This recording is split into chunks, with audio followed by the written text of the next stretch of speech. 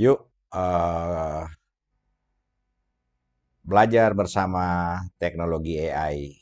FJM AI Podcast kali ini akan membahas topik yang lagi hangat saat ini, di mana ada beberapa pernyataan daripada pejabat-pejabat negara yang mengatakan bahwa eh, yang orang yang bekerja di luar negeri itu atau tidak memilih bekerja di Indonesia itu kurang cinta tanah air. Saya kira mungkin ini agak berlebihan ya, agak berlebihan pendapat tersebut.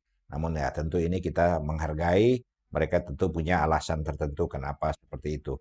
Mereka berkeinginan para tenaga-tenaga kerja kita, baik yang TKI, tenaga kerja yang low skill maupun yang tenaga kerja ahli yang ada di luar negeri ya bisa bekerja di Indonesia gitu. Jadi ya mungkin di sini yang ada terjadi perbedaan persepsi. Jadi intinya mereka tentu bermaksud baik ya. Kita kok bisa, negara kita itu bisa gitu. Kenapa harus keluar?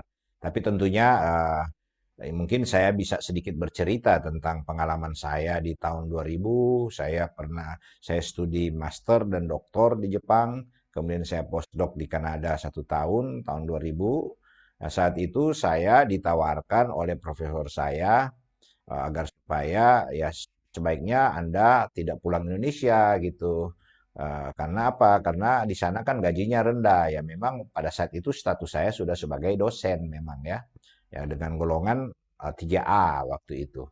Tapi ya profesor saya sudah mengiming-imingi kan kalian kan gajinya rendah, apalagi dia bilang jaminan kesehatannya itu yang paling yang selalu dia katakan kepada saya itu jaminan kesehatannya pada tahun 2000 ya itu Anda akan tidak seperti di negara pada saat itu saya di Kanada ya itu profesor saya mengatakan. Jadi dia menyarankan saya tidak usah pulang karena saya sudah selesai doktor dan saya mendapat kesempatan untuk postdoctoral fellowship di salah satu universitas di Halifax di Kanada. Pada saat itu dia mengatakan ya sebaiknya Anda apply aja landing imigran waktu itu. Ya sudah saya karena merasa bertanggung jawab terhadap saya bisa berhasil menjadi master dan doktor di bidang teknik sipil, yaitu karena saya adalah sebagai seorang aparatur sipil negara. Pada saat itu kita terikat kontrak, jadi tidak memungkinkan bagi saya untuk menerima tawaran tersebut. Jadi saya menolak dengan bijak bahwa ya apapun resikonya saya harus kembali ke negara saya karena saya ini adalah seorang aparatur sipil negara, ada kontrak yang mana saya datang juga, saya bisa datang ke luar negeri ini oleh karena status saya sebagai aparatur sipil negara. Ini kasus saya gitu ya. Bagaimana? Nah, dan ada yang saya mau cerita juga sedikit curhat. Pada saat saya pulang ke Indonesia, saya doktor di bidang keahlian saya itu baru saya sendiri di fakultas saya yang sudah doktor ya pada saat itu, yang lain masih master. Tapi ya saya melihat pada saat itu kompetisinya begitu sulit saya untuk mendapat posisi-posisi ya memang ya dari segi masih muda gitu, ada senior-senior. Tapi untuk mendapatkan job-job untuk survive, kita tahu bahwa PNS pada saat itu kan gajinya, padahal sementara saya sudah berkeluarga. Nah, ini kan susah. Jadi memang saya harus survive itu memang sempat terbesit pada saat itu sudah 5 tahun, berapa tahun itu masih hidupnya. Ya memang untung saya sadar bahwa saya ini hanya seorang aparatur sipil negara. Sudah memilih profesi itu berarti saya sudah bersedia untuk ya tidak akan kaya, tapi ya paling tinggi saya bisa hidup cukup gitu ya. Karena ya kita tahu gaji di Indonesia kan ya memang belum memungkinkan sebagai seorang dosen itu untuk menjadi kaya ya. Ya hidup cukup. Memang sih dosen juga di seluruh dunia kan ya hidup cukup. Kaya kan bukan. Kalau kaya kan pengusaha lebih bagus ya. Jangan jadi pegawai negeri. Kalau pegawai negeri ya kita sudah hidup cukup itu sudah bagus lah. Jadi kalau kaya itu tentu perlu dipertanyakan. Nah ini tantangan-tantangan para lulusan-lulusan pada saat itu sejawat rekan-rekan saya yang pulang juga ya lumayan kita harus survive dengan gaji yang segitu gitu ya. Sudah harus menghidupi keluarga.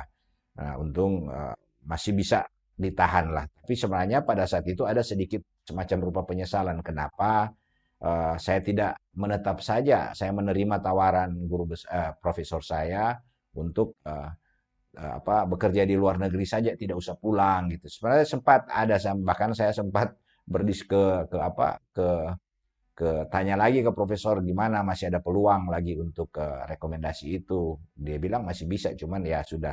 Akhirnya saya memilih tidak, jangan. Kan kita kan harus berapa kali kontrak saya kan sebenarnya sudah habis ya, sudah waktu kita tanda tangan mendapatkan beasiswa luar negeri waktu itu kan kontraknya cuman berapa kali, 2 kali masa studi kalau tidak salah itu harus balik ke Indonesia dan bekerja 2 kali masa studi kalau tidak salah, saya lupa persis. Tapi itu kira-kira sedikit curhat terkait tenaga kerja.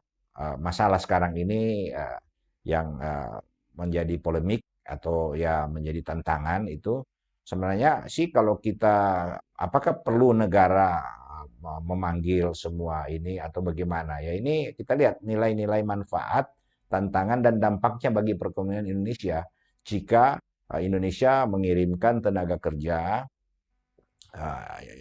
Indonesia dan juga tenaga kerja ahli di luar negeri itu, ada enggak dampaknya atau tantangan apa manfaatnya itu. Itu yang mungkin kita lihat bersama ya.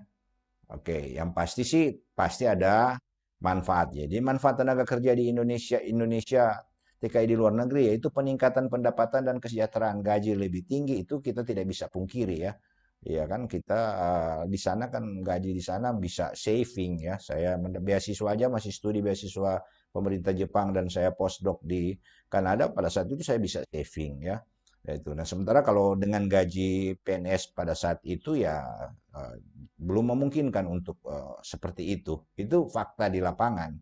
Nah, kemudian jadi gaji lebih, kemudian remitansi untuk keluarga. Jadi artinya ini oleh karena ini maka ini akan baik untuk keluarga ya, pengembangan keahlian, meningkatkan keterampilan di berbagai sektor ya. Kita di sana akan menjadi lebih terampil lagi karena banyak pekerjaan-pekerjaan yang skill-skill, apalagi kalau kita yang tenaga kerja ahli ya, itu kita akan di challenge dengan apa saya katakan saja peralatan-peralatan yang mereka siapkan untuk penelitian, kan anggaran penelitian mereka di sana besar bandingkan di Indonesia ya gimana gitu. Jadi sebenarnya ini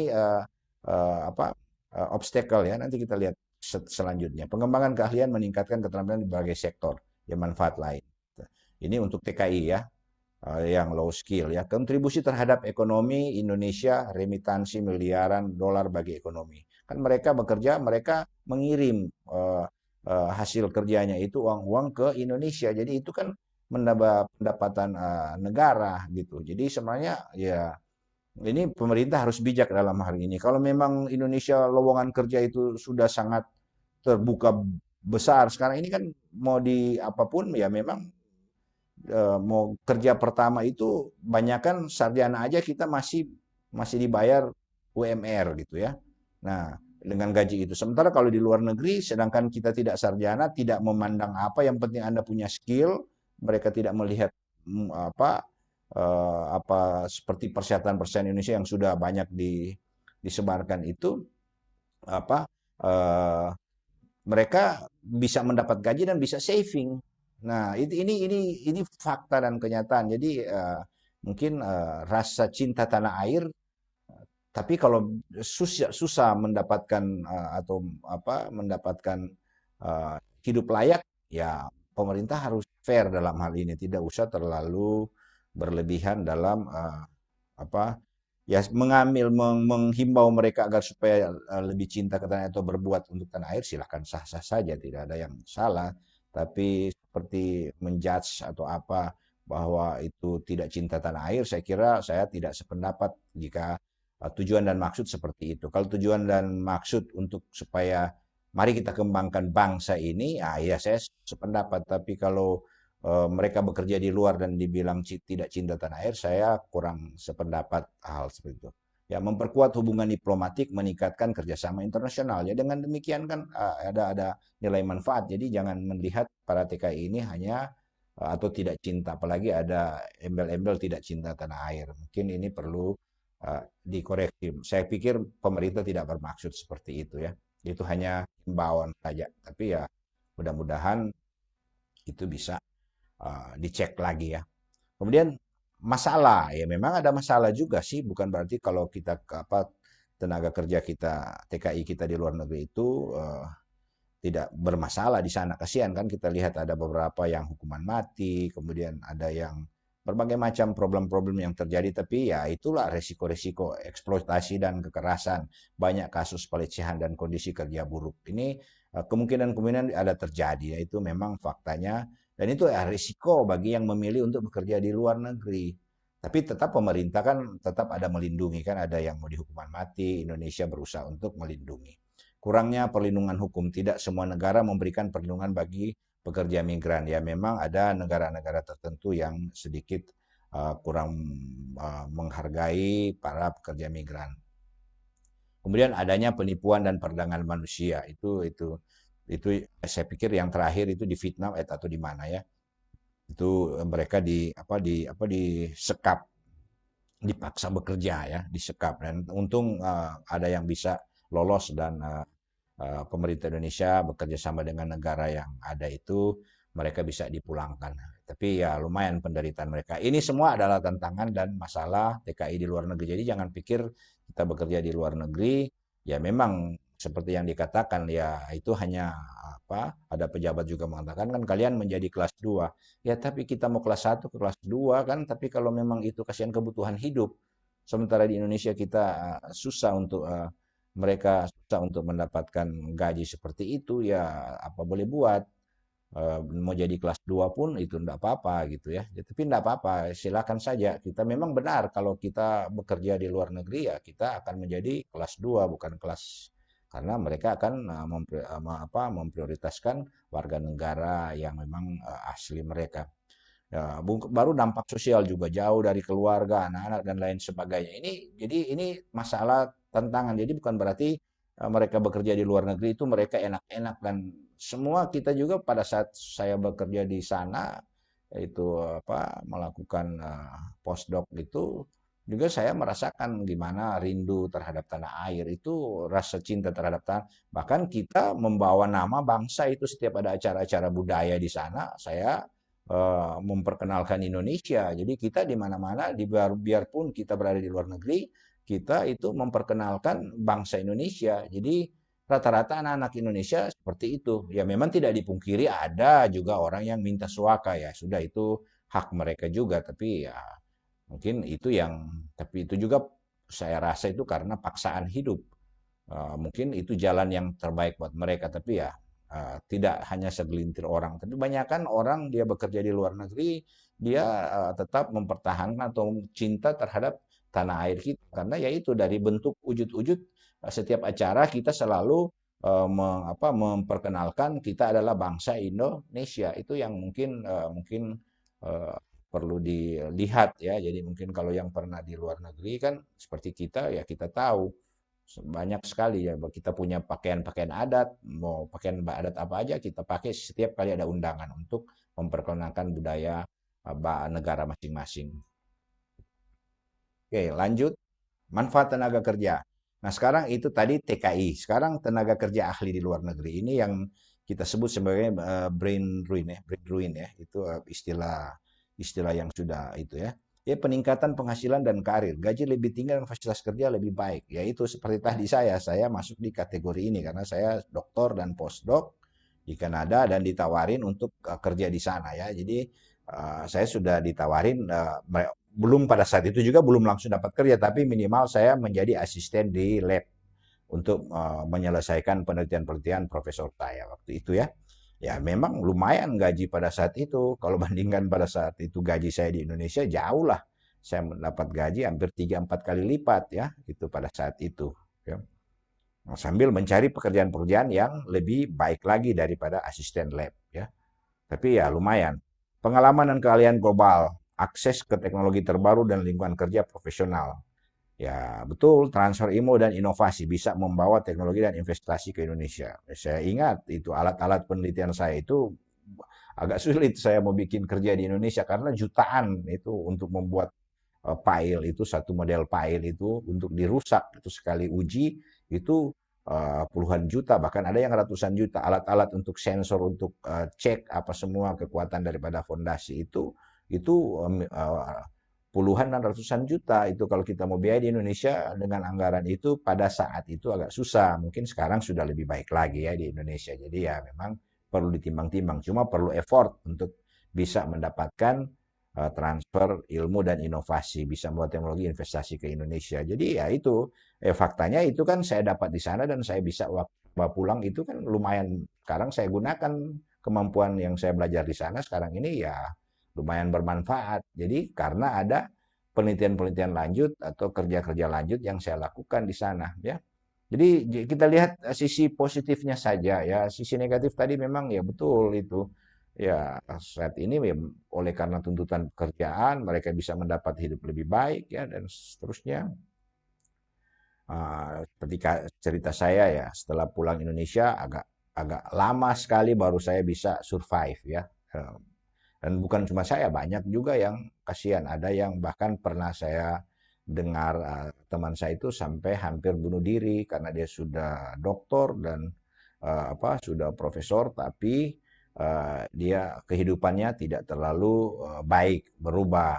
Pemikirannya kalau sudah doktor, sudah profesor, maka ekonominya akan semakin lebih membaik. Tapi fakta itu tidak terjadi ya. Oke, jadi itu mungkin hal yang lain. Kemudian meningkatkan reputasi SDM Indonesia, menunjukkan kualitas tenaga kerja Indonesia di dunia. Saya kira ini poin-poin manfaat dari tenaga kerja yang ada di luar negeri ya.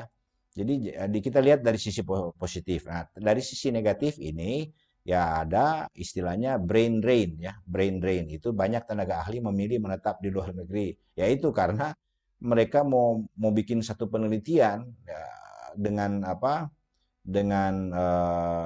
biaya yang mahal itu impossible. Sementara di sana kita bisa mendapat seperti yang saya katakan tadi di podcast sebelumnya itu Indonesia hanya berapa? Belum sampai 1% mungkin anggaran penelitian bandingkan dengan negara-negara lain yang sudah 4 berapa persen dari PDRB ya, PDB ya. Jadi otomatis kita bisa, belum lagi kita bekerja dengan yang sudah profesor-profesor kita yang sudah lebih ahli. Jadi ya kita memang betul-betul dapat transfer. Saya merasakan itu. Saya belajar dengan profesor di Jepang dan saya belajar dengan profesor di Kanada. Eh, Ilmu yang saya dapatkan itu sekarang yang saya pakai di Indonesia lumayan. Itu sangat membantu perkembangan di bidang ilmu di bidang saya ya. Ya kesulitan beradaptasi perbedaan budaya dan persaingan dengan tenaga kerja lokal ya. Itu ya. Jadi ya itu risiko kita bekerja di luar negeri ya kita memang jadi kelas 2 seperti yang dikatakan. Hambatan karir dan diskriminasi. Tidak semua negara memberi kesempatan yang sama bagi pekerja asing. Itu sudah problem sosial itu. Dampak sosial jauh dari keluarga, kehilangan kewarganegaraan jika menetap di luar negeri. Ya, ini. Tapi saya kira mereka rata-rata yang tidak memilih menjadi warga negara di sana atau mereka tetap masih punya rasa cinta tinggi terhadap cinta tanah air. Karena apa? Di Indonesia, di luar negeri kan itu ada namanya misalnya kalau dia pelajar, kalau dia pekerja kan mereka ada grup-grup ya, ada grup-grup, ada ikatan-ikatan keluarga ya, ada ikatan-ikatan keluarga dan mereka selalu membuat acara-acara yang berciri khas bangsa Indonesia gitu. Jadi tidak semua ya, tidak semua ya tentu ada saja yang ya sudah melupakan atau tapi umumnya mereka tetap cinta tanah ini karena saya 9 tahun lebih tinggal di luar negeri ya bersama dengan para pekerja mereka itu ya dan bergaul bersama mereka dan bahkan saya sempat menjadi tenaga kerja di kampus ya. Oke, itu tantangan dan kerja ahli ya. Dan kesimpulan, TKI dan tenaga kerja ahli memberikan manfaat besar bagi ekonomi Indonesia melalui remitansi dan pengalaman global. Itu kesimpulan utama. Namun tantangan seperti eksploitasi, brain drain, dan ketimpangan perlindungan hukum perlu diatasi. Ini ada tantangan ya. Itu ada tantangan. Jadi pemerintah tidak usah terlalu melihat dari satu sisi saja ya. Toh mereka kalau Indonesia sudah baik-baik saja pasti mereka akan kembali kok. Tidak perlu diragukan lagi ya rasa cinta tanah air mereka ya. Itu saya pikir perlu dilihat lagi lebih jauh. Pemerintah perlu menciptakan kebijakan yang mendukung perlindungan TKI dan insentif tenaga ahli untuk kembali ke Indonesia. Yaitu tadi ya diaspora apa semua ya para tenaga kerja ini ya mereka saya tahu ada waktu saya di sana itu kita pernah bikin satu kegiatan tenaga kerja Indonesia persiapan mereka. Jadi mereka kerja di sana, mereka mendapat modal, kemudian waktu itu kita PPI itu Persatuan Pelajar Indonesia di Saga waktu itu kita membuat dan di Jepang itu ada itu hampir setiap tahun waktu itu mereka memberi pembekalan kepada para tenaga kerja Indonesia yang sudah mereka kan kontrak 3 tahun ya, ada yang 2 tahun. Jadi mereka uangnya dikumpul, kemudian ada dari apa itu dari Persatuan Pelajar Indonesia bekerja sama dengan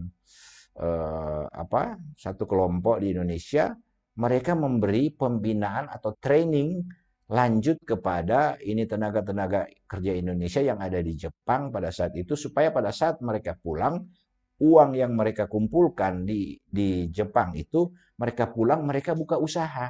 Jadi usaha-usaha apa saja yang berpotensi mereka pada saat mereka kembali. Ini sebenarnya saya sudah tidak melihat apakah masih ada itu atau tidak. Sebenarnya ini hal yang sangat positif. Jadi mereka bekerja di sana kontrak 3 tahun, kontrak 5 tahun, kontrak berapa tahun.